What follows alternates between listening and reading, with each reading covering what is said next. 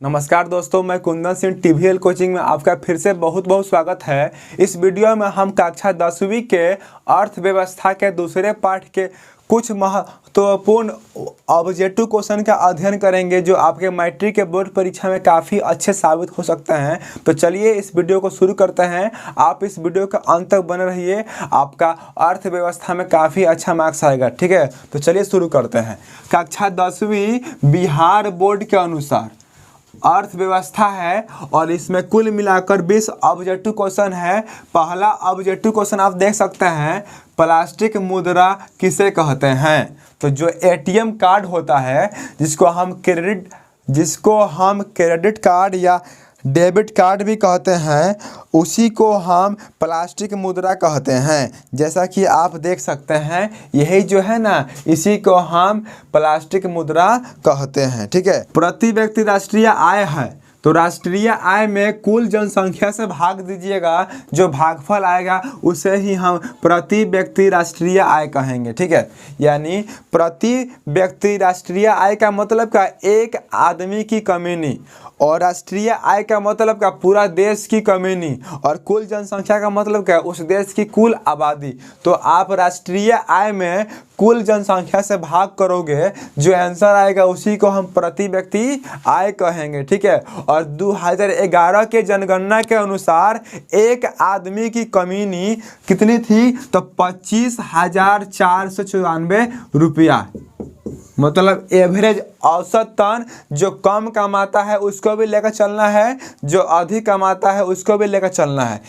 मतलब क्या, 2011 की बात है। 2011 के जनगणना के अनुसार एक आदमी की कमीनी थी 25,494 रुपया।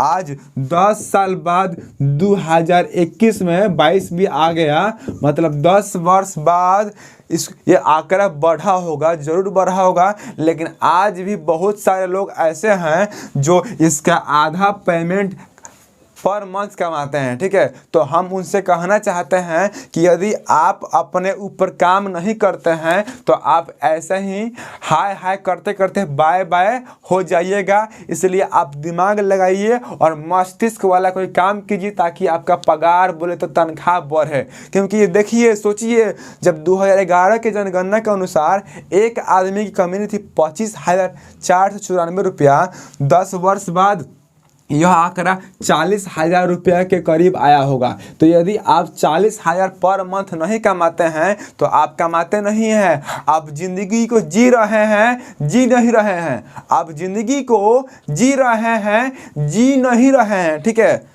तो आपने देखा और समझा रियलिटी को। आगे बढ़ते हैं अगले प्रश्न की ओर। सवाल है, मानव विकास सूचकांक में सम्मिलित है। तो जीवन स्तर को इस सूची में सम्मिलित किया गया है। इस बात को आप याद रखिएगा कि मानव विकास सूचकांक में सम्मिलित है, तो जीवन स्तर इसका राइट ऑप्शन हो जाएगा। ठीक है, अगला प्रश्न है, मानव विकास सूचकांक तैयार करता है। तो क्या तैयार करता है, तो संयुक्त राष्ट्र विकास कार्यक्रम को यह तैयार करता है। इस सवाल को याद रखिएगा। आप हमारे सारे वीडियो को देखते हैं और बार बार देखते हैं, आपके पास MB का अभाव है तो आप इस वीडियो को 144 में चला सकते हैं, या 144 में आप उसको डाउनलोड कर सकते हैं। 2 बार 3 बार 4 बार आप दिन भर में सुनिएगा तो आपका पक्का कॉन्फर्म याद हो जाएगा। मान लीजिए सपोज दैट याद भी नहीं होता है तो बाय ऑप्शन तो आप टिक कर सकते हैं। इसलिए आप अपने ऊपर काम कीजिए, नहीं तो यही होगा जो हमने अभी आपको बताया। ठीक है, आगे बढ़ते हैं अगले प्रश्न की ओर। अगला प्रश्न है, इनमें कौन कृषि जनित उद्योग नहीं है। तो कृषि जनित उद्योग का मतलब क्या, वैसा उद्योग जिसका कच्चा माल खेती से आता है। जैसे चीनी उद्योग जो होगा ना, कृषि जनित उद्योग होगा, क्योंकि चीनी उद्योग का कच्चा माल जो ईख होता है, ईख खेती से आता है। ठीक है, तो सवाल पूछ रहा है, इनमें से कौन कृषि जनित उद्योग नहीं है। तो ये सवाल भाई ऑप्शन टिक कीजिएगा। लौह इस्पात जो होगा इसका राइट ऑप्शन हो जाएगा। इसके अलावा दूसरा भी कोई राइट ऑप्शन हो सकता है, आप उसको भी टिक कर सकते हैं। तो ये सवाल भाई ऑप्शन है, आप देखिएगा। ठीक है, अगला प्रश्न है राष्ट्रीय ग्रामीण रोजगार गारंटी अधिनियम किससे संबंधित है? तो यह जो योजना है ना, यह परियोजना जो है ना, यह एक अधिनियम जो है ना, यह अधिनियम ना गांव में रोजगार उत्पन्न करती है। ठीक है, ग्रामीण स्वरोजगार योजना से जुड़ी हुई है, यह गांवों में रोजगार देती है। आपने सुना होगा मनरेगा और नरेगा के तहत लोगों को काम करते हुए यही 3-4 महीना के लिए लोगों को जॉब देती है। तो साल भर में 3-4 महीना में आप क्या कीजिएगा, और 3-4 महीना जॉब करवाती है आपसे, तो क्या आपको लगता है आपको ऑफिशियली वर्क कराती है? नहीं, आपसे सड़क बनवाएगी, नाली बनवाएगी। ठीक है, मतलब हार्ड वर्क कराती है। ठीक है, क्या कराती है? Hard work. अगला प्रश्न है आर्थिक विकास क्या है? तो आर्थिक विकास को ना हम परिवर्तन की प्रक्रिया कह सकते हैं, क्योंकि आर्थिक विकास का मतलब क्या? अर्थव्यवस्था का विकास, आमदनी की बढ़ोतरी। और जब आपकी आमदनी बढ़ेगी तो आपके अंदर बहुत सारे बदलाव आएंगे, आपका घर द्वार सब अच्छा हो जाएगा, आप अच्छा खाएंगे, अच्छा पहनेंगे, आपके पास कार होगा। ठीक है, और आपको समाज में इज्जत भी मिलेगी। ठीक है, कहा क्या बूढ़े बुजुर्गों लोगों ने क्या खूब कहा है, बाप बड़ा न भैया, बाप बड़ा न भैया, सबसे बड़ा रुपया। तो यदि आप सही से नहीं पढ़िएगा, पैसा नहीं कमाइएगा, अन्य लोगों को छोड़िए, आपके घर वाले आपको नहीं पूछेंगे। ठीक है, आपका दाढ़ी मूछ आ जाएगा, आप कुछ रुपया पैसा नहीं कमाइएगा, तो वे लोग क्या कहेंगे, अब कितना दिन हम तारा बैठा के खियाई हो, अब जा तू बाहर कमाए तभी न तारा शादी ब्याह होई।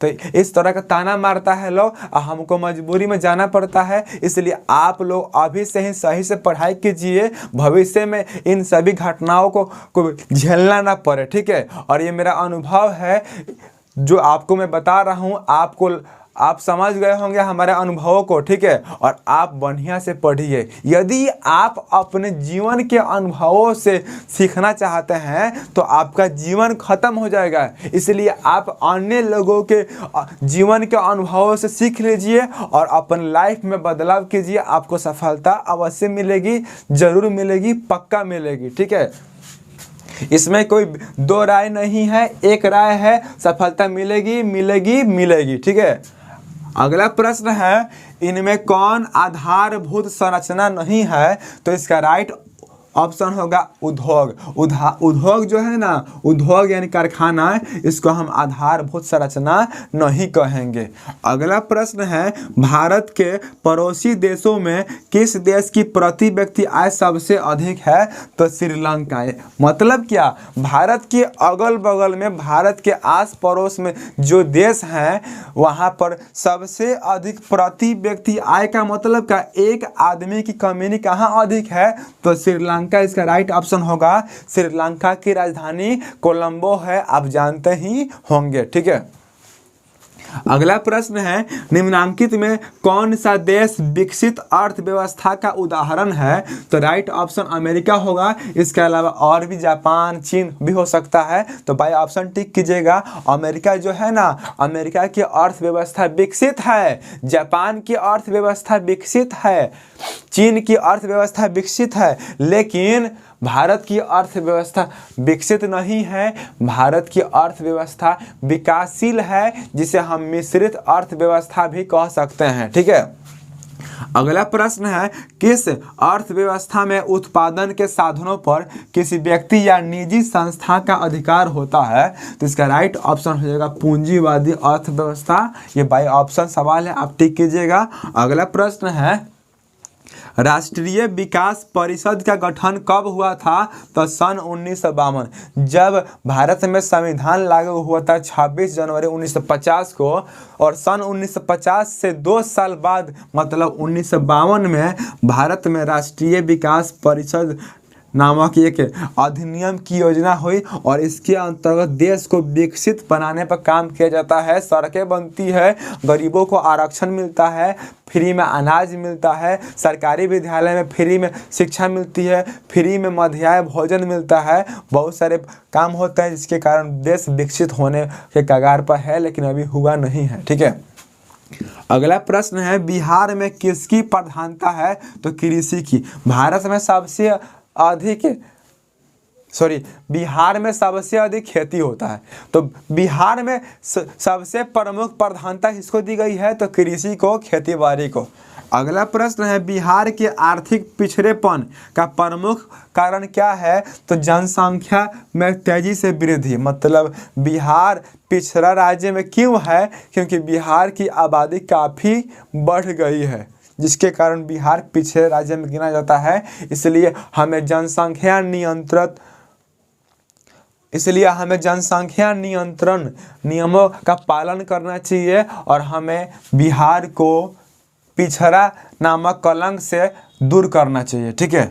अगला प्रश्न है बिहार झारखंड विभाजन के बाद कौन सा उद्योग बिहार में रह गया? तो इसका राइट ऑप्शन होगा कपड़ा उद्योग। मतलब झारखंड में चला गया लौह इस्पात उद्योग जिसका नाम था टिस्को। टिस्को मतलब Tata iron and steel company. ठीक है। और Tata iron and steel company मतलब टिस्को की स्थापना सन 1907 में हुई थी और जमशेद जी टाटा ने टाटा नगर में किया था। ठीक है। अगला प्रश्न है बिहार में जीवन यापन का मुख्य साधन क्या है? तो कृषि। यदि बिहार के लोग खेती नहीं करते हैं तो वे भूखे मर जाएंगे, इसलिए बिहार में जीवन यापन का सबसे प्रमुख साधन क्या है? तो खेती ही साधन है। ठीक है। अगला प्रश्न है मानव की न्यूनतम आवश्यकता क्या है? तो मानव की न्यूनतम आवश्यकता हम ना कह के यहाँ पे हम मूलभूत आवश्यकता भी कह सकते हैं, वह है रोटी, कपड़ा और मकान। रोटी का मतलब रोटी नहीं, सिर्फ रोटी नहीं, भोजन। कपड़ा का मतलब वस्त्र और मकान का मतलब घर। मतलब मनुष्य की 3 मूलभूत आवश्यकताएं हैं। रोटी मतलब भोजन, कपड़ा मतलब वस्त्र और मकान मतलब घर। रोटी, कपड़ा और मकान। और यह एक फिल्म का भी नाम है, आप देख सकते हैं, रोटी, कपड़ा और मकान। यदि बात किया जाए रोटी मतलब भोजन से पहले भी 2 चीज आता है।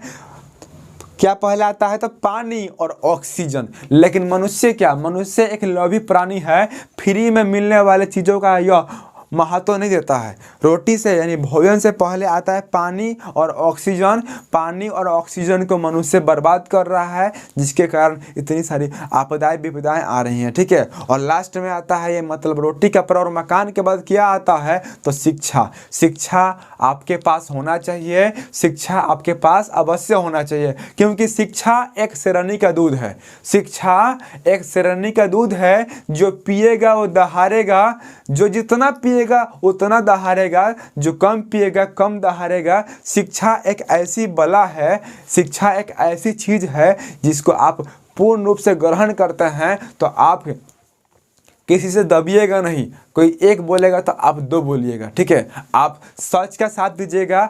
आप सही हैं तो आप पीछे नहीं हट सकते हैं, गलत हैं तो पीछे हट जाइएगा। ठीक है। ये सब शिक्षा के विशेषताएं हैं। जिसके भारत में नीति आयोग की स्थापना कब हुई? तो 2015 इसका राइट ऑप्शन होगा, आप टिक कीजिएगा।